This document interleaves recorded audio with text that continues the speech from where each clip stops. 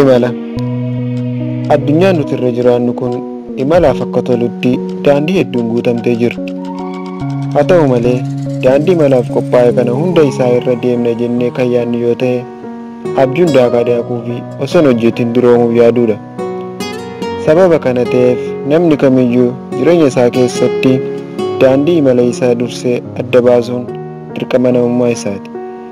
Kana waan ta'eef imala milkaa'ina qabu imaluuf wantoota armaan gadii kana adda baasuun dirqama ilma namaati. Isaanis maaliif akka imallu, daandii isa kamirra akka imallu, eessatti akka imallu, yoom akka imalluu fi eenyu waliin akka imallu erga adda baasneen booda imala keenya yoo geggeessine haala salphaa ta'een imala keenya milkeessuu dandeenya. Kanaaf wantoota armaan olitti dhaggeeffattan xiyyeeffannoo keessa galchuun imala keessan imalaa. Yaadas ta'ee gaaffii koomentii nuuf godhaa. Viidiyoo biraan hanga walitti deebinutti nagaan naaf turaa. Kan qopheesse Dagaagaa Baaruuti.